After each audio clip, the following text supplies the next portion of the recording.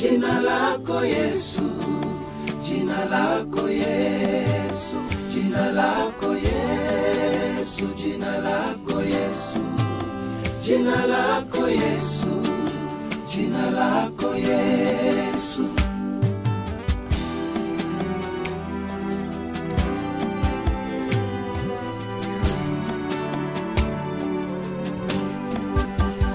Merci Seigneur.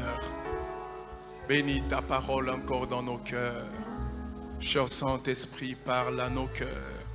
Instruis-nous, enseigne-nous tes voies. Seigneur, nous laissons ce temps à ta disposition. Merci Jésus pour ta présence. Merci Jésus pour le don de la vie. Merci Jésus pour le don de la santé. Merci pour le privilège que tu nous accordes d'être des adorateurs de ton nom ce matin. Merci Seigneur. Bénis ce temps au nom de Jésus-Christ. Amen. Alléluia. Acclamons très bien le Seigneur.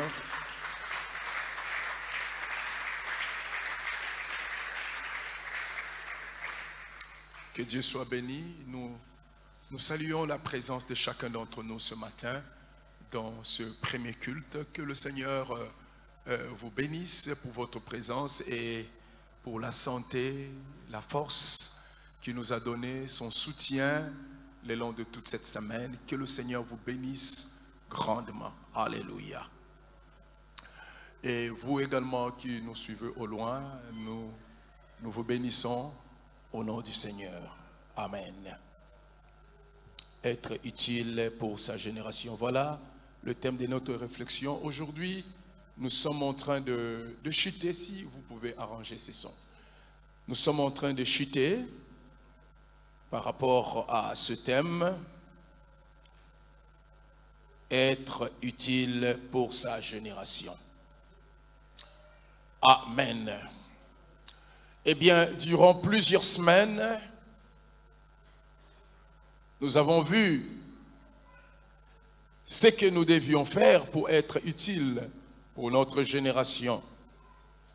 Nous avons vu pendant plusieurs semaines que pour être utile pour notre génération, cette génération dont nous parlons, qu'il s'agit de notre famille, qu'il s'agit de notre société, de notre patrie, de notre nation, nous avons vu que pour que nous soyons utiles pour notre génération, premièrement, nous devions devenir des bâtisseurs de notre société. Nous avons vu en second lieu, pour que nous puissions être utiles pour notre génération, nous avons vu que nous devions être des personnes qui cherchent le bien-être de notre société. Et en troisième lieu, nous avons vu que pour que nous puissions être utiles pour notre génération, nous devons être des hommes et des femmes qui se soumettent aux lois de leur société. Amen. Et ce matin, nous voulons chuter avec ce point qui est: pourquoi devons-nous être utiles pour notre génération? Nous avons vu comment nous devons être utiles, ce que nous devons faire pour être utiles. Et ce matin, pour chuter, nous voulons réfléchir sur ce point: comment ou pourquoi nous devons être utiles pour notre génération. Et ce matin, par rapport à cette question, nous allons nous présenter 4 raisons importantes, 4 raisons principales, 4 raisons qui doivent nous motiver à devenir des personnes qui sont utiles pour leur génération. Ouvrons la parole de Dieu dans les livres de Genèse, le chapitre 2, le verset 15. La Bible dit: l'Éternel Dieu prit l'homme et le plaça dans le jardin d'Éden pour le cultiver et pour le garder. L'Éternel Dieu prit l'homme et le plaça dans le jardin d'Éden pour le cultiver et pour les garder. Bien-aimés, nous devons être utiles pour notre génération. La raison qui doit nous pousser à être utiles, c'est tout simplement parce que être utile pour notre génération, c'est un mandat. C'est un mandat que Dieu a donné à l'homme. Bien-aimés, dès le commencement, alors que le péché n'avait pas encore pris place au sein de l'humanité, alors que l'homme n'avait pas encore chuté, alors que l'homme n'avait pas encore été en rébellion contre Dieu, nous voyons que Dieu avait établi dès le commencement cet homme dans un territoire.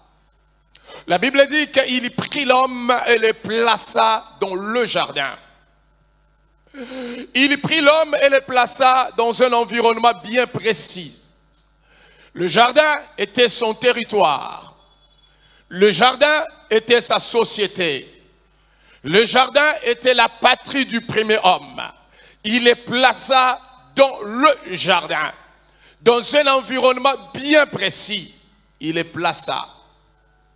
Mais pourquoi les plaça-t-il dans ce jardin? Et la parole de Dieu dit, il les plaça dans le jardin pour qu'ils puissent cultiver les jardins. Il les plaça dans le jardin pour qu'ils puissent cultiver les jardins. Et bien aimé, le mot cultiver signifie travailler une terre pour la rendre plus fertile et pour améliorer ses productions. Pour un agriculteur, l'important n'est pas seulement d'avoir une terre, mais pour un agriculteur, l'important c'est aussi d'avoir une terre, mais aussi de cultiver cette terre, de travailler cette terre, de façon que la terre que l'agriculteur est en train de travailler puisse lui produire quelque chose. Le cultivateur qui a la terre et qui ne travaille pas sa terre, le cultivateur qui a la terre et qui ne brise pas cette terre, il pourra avoir cette terre à sa disposition, mais jamais la terre lui sera utile. Il n'utilisera pas cette terre. Pourquoi? Parce qu'il n'a pas travaillé la terre, il n'a pas cultivé la terre. Frères et sœurs, le passage que nous venons de lire nous présente l'homme au commencement. L'homme n'avait pas encore péché, il n'avait pas encore touché au mal, mais la Bible dit que Dieu prit cet homme et le plaça dans le jardin. Je comprends par cela que l'homme a commencé son séjour sur la terre dans un environnement brut. Donc dès le commencement, avant même que l'homme tombe dans le péché, il était dans un environnement brut. Cet homme était dans un environnement brut. Pourquoi? Parce que c'était à lui de travailler cet environnement. C'était à lui d'améliorer cet environnement. C'était à lui de fignoler cet environnement. C'était à cet homme de travailler cet environnement, de raffiner cet environnement. Voilà pourquoi, dès le commencement, Dieu l'a établi dans un environnement brut. Il devait travailler son environnement. Il devait travailler sa société. Il devait rendre plus habitable l'environnement dans lequel il se trouvait.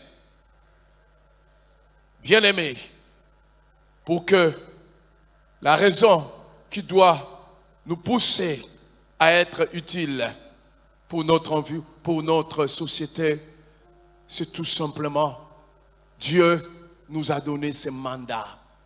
C'est une mission que Dieu a donnée à chacun d'entre nous.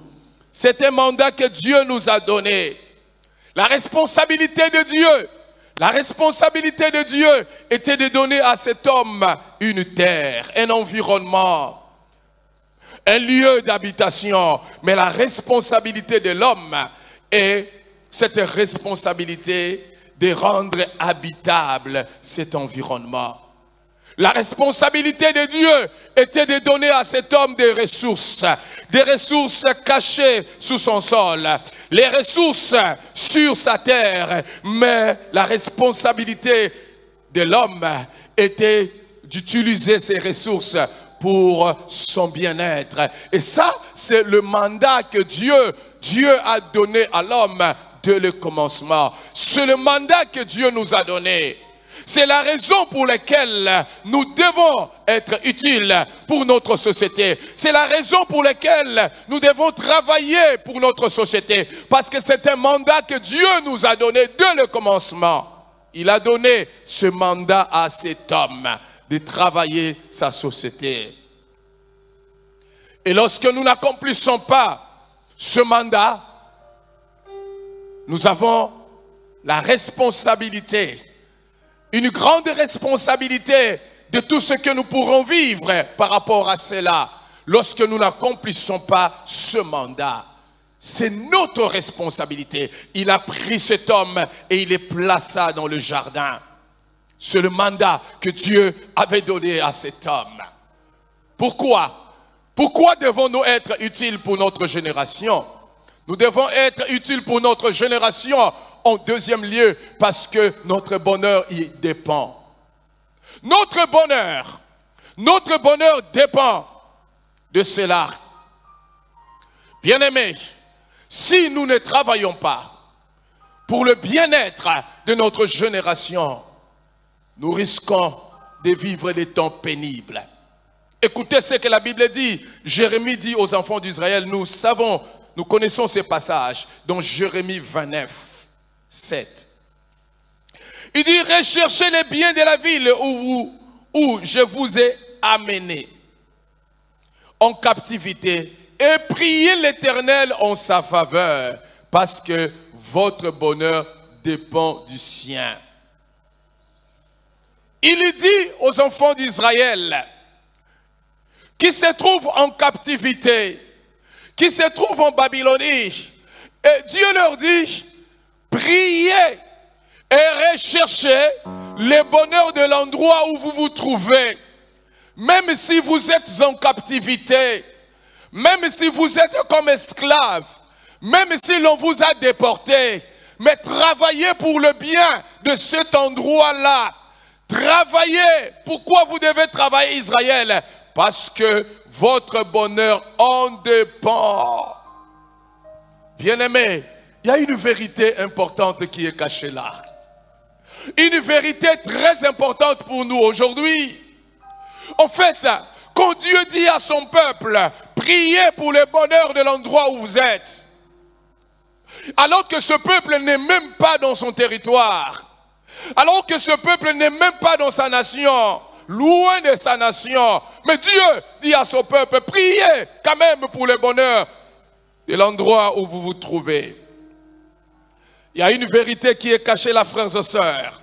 En fait, nous trouvons là que dans le programme de Dieu, dans le programme de Dieu pour un peuple, dans le programme de Dieu pour chacun d'entre nous, dans le programme de Dieu pour l'humanité, en réalité, le bien-être d'un peuple, le bonheur d'un peuple est lié à l'environnement dans lequel Dieu l'a établi. Alléluia. Sachez-le, frères et sœurs, notre bonheur en tant que peuple, notre bonheur en tant que nation, notre bonheur est lié à l'environnement dans lequel Dieu nous a établis. Jamais nous ne trouverons le vrai bonheur ailleurs.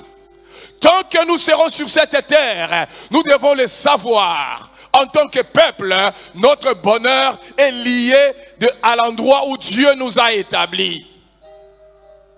Et Jésus a dit, la nature elle-même ne vous enseigne-t-elle pas? Regardez la nature.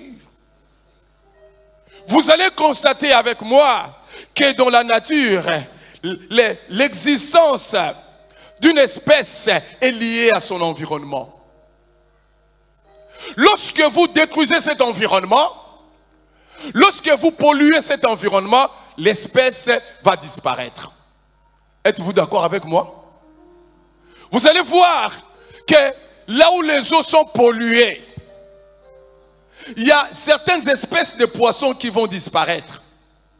Et aujourd'hui même, dans la faune, il y a certaines espèces d'animaux qui ont disparu, et il y en a d'autres encore qui tendent à disparaître. L'on dit qu'il y avait autrefois une race de lions en Asie.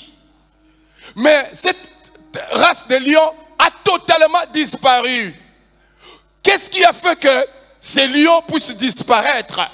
C'est tout simplement à cause de la destruction de leur habitation naturelle. L'homme a détruit l'habitation de ces animaux. Et la survie de ces animaux était liée à leur environnement. Et ces animaux ont disparu. Je regardais dernièrement un documentaire sur la Chine. Aujourd'hui, il y a une opération qui s'est faite en Chine, mais qui se fait aussi dans l'Afrique de l'Ouest. On est en train de planter des arbres pour arrêter l'avancement du désert. Et aujourd'hui, la Chine est en train de se battre contre l'avancement du désert de Gobi. Un désert qui est en train d'avaler des villages. Un désert qui est en train de détruire des villages. Et les historiens disent que ce désert de Gobi a commencé à avancer avec une grande vitesse en avalant des villages, en détruisant des villes, parce que autrefois, il y avait une très grande forêt.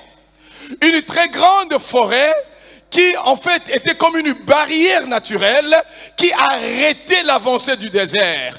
Et à l'époque de Mao, on a tout simplement détruit cette forêt en coupant les arbres, en déracinant les arbres, en coupant les arbres pour bâtir des villes. Et en coupant les arbres pour bâtir des villes, ils ont détruit une forêt qui était une barrière naturelle contre les déserts de Gobi. Et la conséquence aujourd'hui, le peuple commence à payer. La conséquence aujourd'hui, des villes sont en train d'être détruites. La conséquence d'aujourd'hui, les peuples sont en train de faire l'exode, de quitter un endroit à un autre, parce que l'endroit n'est plus bon à vivre. La terre, le désert est en train de les repousser, de les combattre. Ah, quand je passe à côté de notre marché ici, je vois des dizaines et des dizaines de camions, de véhicules remplis de cette braise de charbon de bois, remplis de centaines et des centaines de camions qui viennent de l'intérieur du pays. Ça, c'est au niveau ici de notre marché ici. Quand vous allez également dans le fleuve, dans le port, vous allez voir ces embarcations avec des milliers et des milliers de charbons de bois qui entrent. Et nous sommes en train de détruire la forêt, de déraciner la forêt. Parce que lorsque l'on fabrique la braise, l'on ne coupe pas seulement l'arbre, mais il arrive même de déraciner l'arbre. Frères et sœurs, dans le jour à venir, si nous ne réglons pas ces problèmes, nous aurons des sérieux problèmes avec la nature. Il y a des villages qui deviendront déserts, qui vont disparaître. Des villages qui vont disparaître. Mais pourquoi? Parce que Dieu a établi l'homme dans un environnement, dans un milieu, et le bonheur de l'homme, la vie de l'homme dépend de l'environnement dans lequel Dieu a établi cet homme. Le bien-être d'un homme dépend de l'environnement dans lequel Dieu l'a établi. Alléluia. Bien-aimés, en étudiant ceci, le Saint-Esprit m'a aidé à comprendre une vérité que je n'avais jamais comprise sur un peuple. Le Saint-Esprit m'a aidé à comprendre une vérité pendant que je priais. Aide-moi à comprendre certaines choses. Et alors que je méditais, le Saint-Esprit m'a enseigné sur la patrie, sur la nation. Et le Saint-Esprit m'a dit, chaque nation est une âme. Écoutez-moi très bien.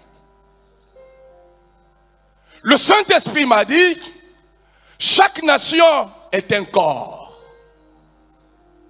Chaque patrie ressemble à un corps. Et les biologistes sont ici. Ils le savent qu'un corps n'est rien d'autre que l'interconnexion de plusieurs membres.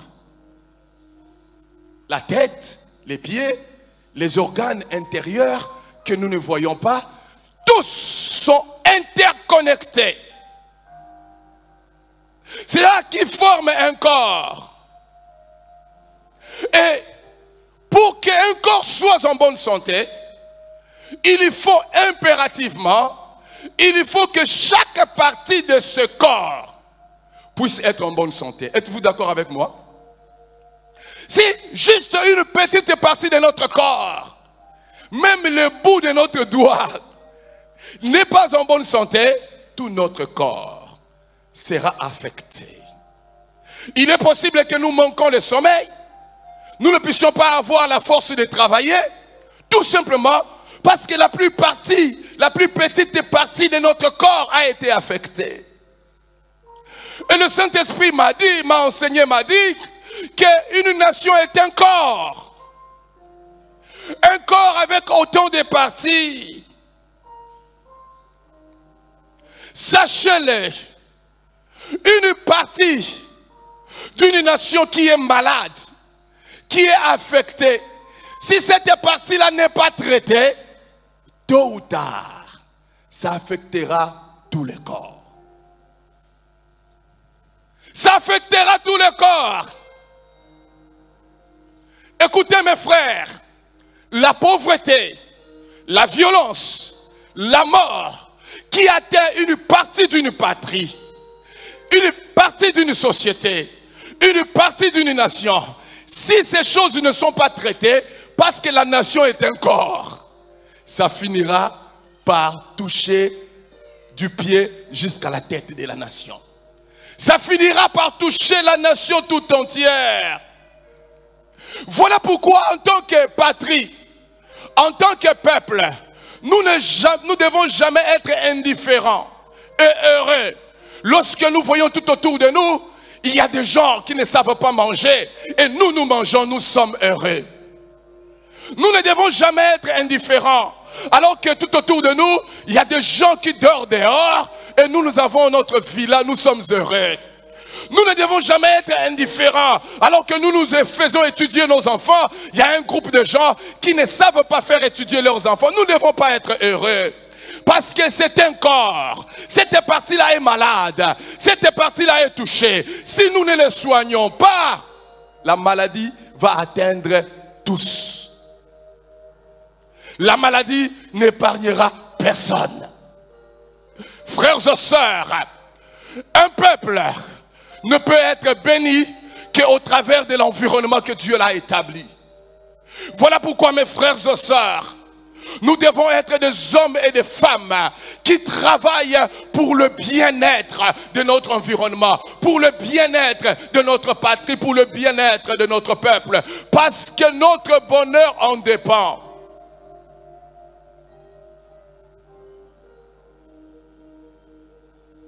Nous devons nous inquiéter. Nous devons nous faire du souci. Nous devons agir. Nous devons travailler. Lorsqu'une partie de nous, une partie du corps est malade, une partie de la patrie est malade, parce que notre bonheur en dépend. Nous devons travailler là-dessus. Parce que la patrie, le peuple est un corps. Tous nous le savons, quand une partie de notre corps est malade, le réflexe principal que nous avons, c'est de faire soigner cette partie qui est malade, qui est atteinte. Le réflexe principal que nous avons, c'est d'aller à l'hôpital. Le réflexe principal que nous avons, c'est d'appeler les médecins pour qu'ils interviennent. Parce que nous savons, si les médecins n'interviennent pas dans cette partie, nous ne saurons pas avancer. Nous ne saurons pas aller de l'avant. Nous ne saurons pas travailler, frères et sœurs.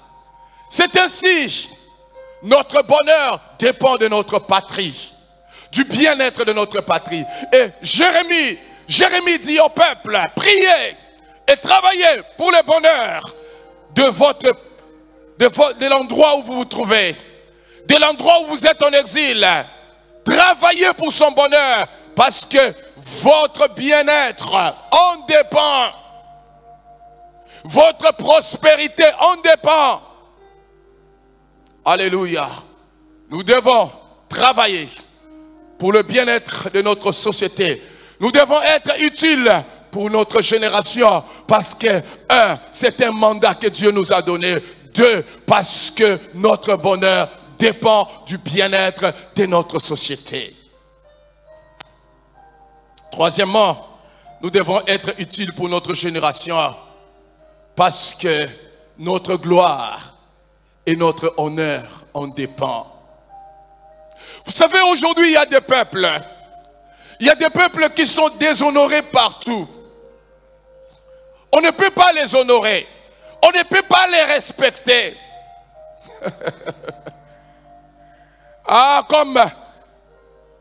Comme l'homme de Dieu. Yadalo disait un jour, il était à l'aéroport, tout le monde passait. Lorsque son passeport arrive, on pouvait tourner à gauche, on pouvait tourner à droite, on pouvait regarder. Mais tout le monde est passé normalement. Mais lorsque le passeport avec le C arrive, on commence à tourner, on commence à regarder, on commence à voir. Alléluia. Mais lorsque ce passeport rouge de Suisse arrive quelque part, on n'a même pas à regarder la tête qui est là-dessus. Directement, tu passes. L'honneur d'un peuple dépend de ce qu'il aurait fait de sa patrie. Alléluia. Le respect qu'on donnerait à un peuple, le respect qu'on donnerait à un peuple dépend de ce que ce peuple a fait de sa patrie. Qu'avons-nous fait de notre patrie pour que nous recevions l'honneur et le respect? Qu'avons-nous fait? Écoutez ce que la Bible dit à propos de Salomon. Lisez avec moi 1 Roi 10 et 9. J'aimerais que nous puissions les lire calmement. La reine de Séba a pris la renommée que possédait Salomon à la gloire de l'Éternel. Et elle vint pour le prouver par des énigmes.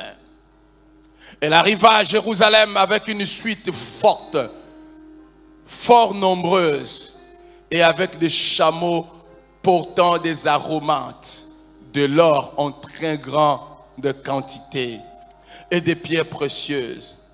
Elle s'est rendue auprès de Salomon et elle lui dit tout ce qu'elle avait dans le cœur. Salomon répondit à toutes ces questions et il n'y eut rien que le roi ne sut lui expliquer.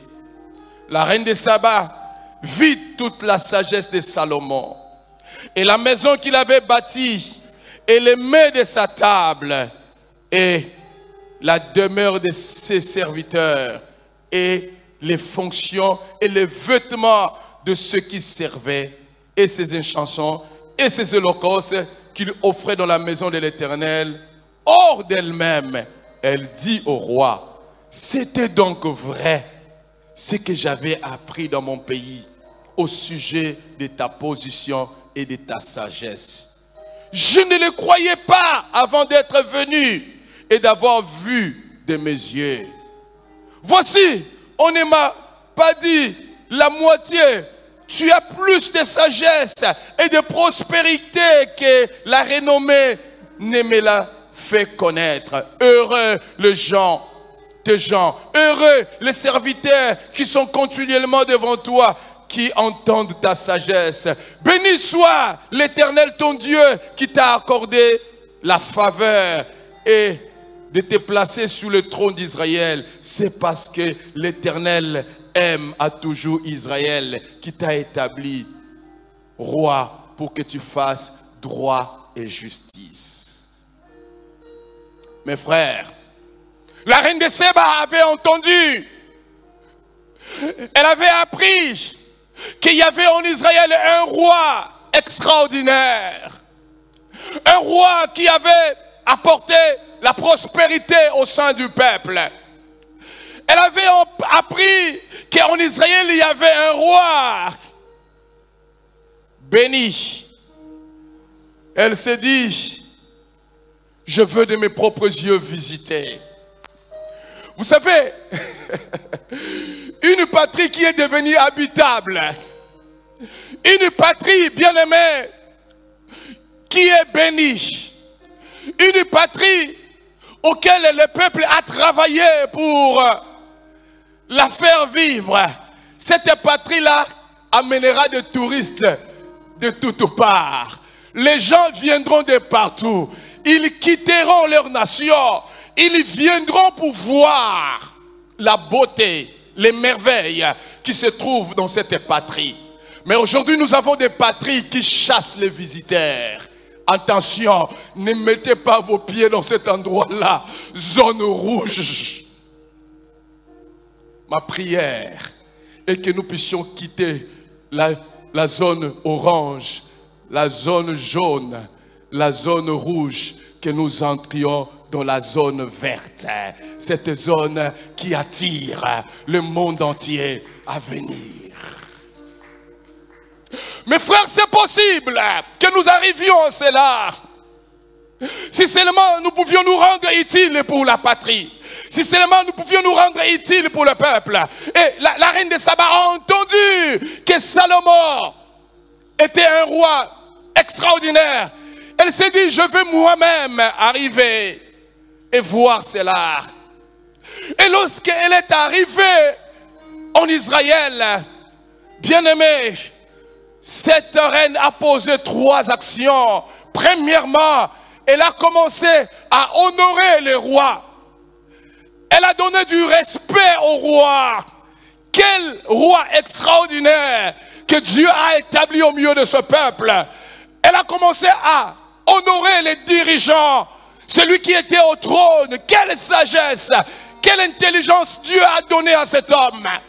Deuxièmement, elle a commencé à honorer les ouvriers, les serviteurs, ceux qui travaillaient avec le roi. Elle a vu combien ils étaient des hommes qui étaient comme aussi des rois. Leur vie sociale était tellement élevée. Le sens matériel que ce peuple avait était tellement élevé. Il a honoré des serviteurs du roi. Troisièmement, il a honoré le Dieu qui avait établi le roi au milieu de ce peuple. Il a honoré ce Dieu. Comment notre Dieu pourra-t-il être honoré? Comment notre Dieu pourra-t-il être honoré? Si ce peuple qui se dit chrétien, si cette nation qui se dit à 90% chrétienne, ne sait pas donner vie à sa patrie, ne sait pas donner vie à sa patrie. Mais qu'est-ce qui a fait que la reine de Saba puisse venir honorer Salomon? C'est parce que Salomon, lorsqu'il a pris le pouvoir, il avait fait une prière. Il avait demandé à Dieu quelque chose. Vous pouvez le lire dans le livre des rois et dans le livre des chroniques. Il a prié Dieu. Alors que Dieu était apparu à Salomon, il dit, demande-moi tout ce que tu veux. C'est que tu veux que je fasse pour toi. Qu'est-ce que tu veux que je fasse? Je le ferai, Salomon, pour toi. Salomon n'a pas demandé à Dieu qu'il lui donne les richesses pour lui-même. Salomon n'a pas demandé à Dieu que Dieu détruise ses adversaires. Mais Salomon a fait une prière merveilleuse. Une prière qui a touché le cœur de Dieu. Il dit, donne-moi la grâce. Donne-moi la sagesse de conduire ses peuples. En fait, il a demandé à Dieu le don d'administrer le peuple, le don de diriger le peuple, le don de conduire le peuple, le don d'amener la nation, la patrie dans le développement, le don d'amener le bonheur au milieu du peuple. Il n'a pas regardé à lui-même, mais il a regardé à la patrie, il a regardé au peuple, il a regardé à la nation. Et Dieu dit, oh, quelle prière! Salomon, quelle prière! Tu n'as pas demandé des choses pour toi, mais tu les demandes pour le peuple. Tu les demandes pour les autres. Alors Salomon, je te donnerai la grâce d'administration comme aucun homme n'aurait sur la terre. Et en dehors de cela, je te donnerai la richesse. Et cette grâce que Salomon a eue a amené le peuple à commencer à regarder Israël autrement. Israël est cet endroit, cette nation qui était rocaillée, désertique, sans organisation, mais l'intelligence d'administration de Salomon, l'intelligence d'administration de cet homme a changé la donne, a changé les choses. Le peuple a commencé à se développer. Il a administré ce peuple d'une façon extraordinaire. Et frères et sœurs, qu'est-ce qui est arrivé? Les nations qui entouraient Israël, ils ont vu la gloire d'Israël. Les nations qui entouraient Israël, ils ont entendu qu'il y avait en Israël, oh, un administrateur extraordinaire. Il a bâti un peuple, il a bâti cette nation. Et les nations commencent à chercher à venir. La Bible parle de la reine de Séba. Mais avant la reine de Séba, il y a eu des peuples, il y a eu des nations, il y a eu des rois qui étaient là avant et qui lui ont parlé, écoutez en Israël. Il faut aller voir ce qui se passe là-bas. Oh, ma prière ce matin, que nous arrivons à ce niveau où les gens quitteront plusieurs coins de la terre et ils diront, allons voir, allons en Afrique, allons dans un pays qui est au cœur de l'Afrique et allons voir ce qui se passe là-bas. Allons voir. Allons voir ce qui se passe là-bas. La gloire d'un peuple est liée à ce que ce peuple aurait fait de sa patrie. L'ignominie, la honte d'un peuple est également liée de ce que ce peuple aurait fait de sa patrie. Voilà pourquoi, si on peut se moquer de nous, on peut nous insulter, on peut nous traiter de toutes sortes de mots, nous n'avons même pas à revendiquer. Ne revendiquons rien. La seule réponse que nous devons donner, c'est celui de changer la donne. Alléluia. C'est la seule réponse que nous devons donner. C'est celui de changer les choses. C'est la seule réponse que nous devons donner. Et ça sera la gloire de la nation. Et le peuple sera respecté et honoré dans le monde entier. Quatrièmement, pourquoi nous devons être utiles? Nous devons être utiles pour notre génération. C'est parce qu'un jour nous en rendrons compte devant Dieu. Jamais, jamais Dieu peut nous mettre au milieu des hommes. Dieu peut nous établir au milieu des hommes et nous laisse faire les choses comme bon nous semble. Nous rendrons compte de cela devant Dieu un jour. Dans le livre de Genèse 4:9, Dieu parlant à Caïn, il dit, l'Éternel dit à Caïn, « Où est ton frère Abel ?» Il lui répondit, « Je ne sais pas. Suis-je le gardien de mon frère ?» Qu'est-ce que est devenu ton frère Abel? Où se trouve-t-il? Dans quel état se trouve Abel, ton frère? Caïn répond, « Je ne sais pas. Suis-je le gardien de mon frère ?» Bien-aimés, Dieu nous a établis les gardiens de notre patrie. Dieu nous a établis dans la patrie comme responsables qui devions protéger la patrie. Car nous sommes un corps. Mais voilà, cet homme, Caïn, il lui dit, suis-je le gardien de mon frère? Oui, frère, tu es le gardien de ton frère. Tu es le gardien de ta patrie. Tu es le gardien de ta nation. Tu es le gardien.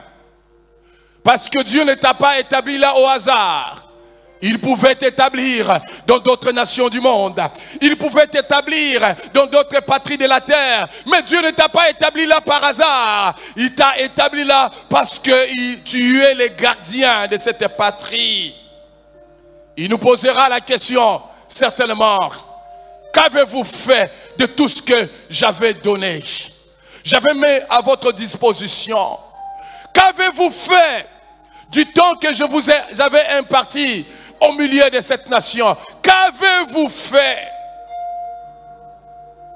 Certainement, Dieu nous posera cette question-là.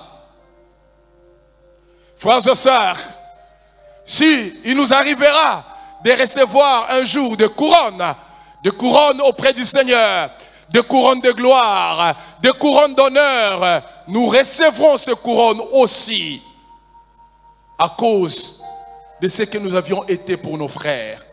Qu'avons-nous été pour nos frères? Qu'avons-nous fait pour nos frères? Avons-nous été les bâtisseurs de nos frères? Avons-nous été des personnes qui se sont engagées pour l'avancement de leurs frères? Avons-nous été des personnes qui se sont engagées à être des instruments de développement pour leurs frères? Ou avons-nous été des destructeurs de nos frères? Avons-nous été des destructeurs de notre peuple? Nous rendrons compte de cela. Si ce n'est pas ici sur la terre, dans l'éternité de gloire, Dieu nous les redemandera. Tout ce que Dieu nous a donné, il nous les redemandera. Les capacités que Dieu nous a données, il nous les redemandera. La patrie et toutes les bonnes choses qu'il a mis dans notre patrie, Dieu nous les redemandera un jour. Qu'avons-nous fait de cela? Il nous présentera d'autres peuples qui n'avaient que le désert, mais ils ont rendu leur désert un endroit habitable. Il nous présentera des peuples qui n'avaient que des pierres et des roches, mais ils ont rendu cet endroit pierreuse comme un paradis. Il nous demandera, il nous posera la question, qu'avez-vous fait de cela? Ma prière ce matin, en chutant par rapport à ce message, est que notre conscience, en tant qu'individu, en tant qu'église, en tant que peuple se réveille. Notre conscience en tant qu'individu et peuple se réveille pour que nous soyons des bâtisseurs de notre patrie, pour que nous deviendrons des personnes qui travailleront pour le bien-être de leur patrie, pour que nous deviendrons des hommes et des femmes qui respecteront et qui seront soumis aux lois de leur patrie. Ainsi, nous laisserons une patrie bénie, une patrie prospère, une patrie élevée, une patrie auquel les hommes et les femmes dans le monde entier arriveront à honorer et à respecter. Baissons notre tête dans la prière.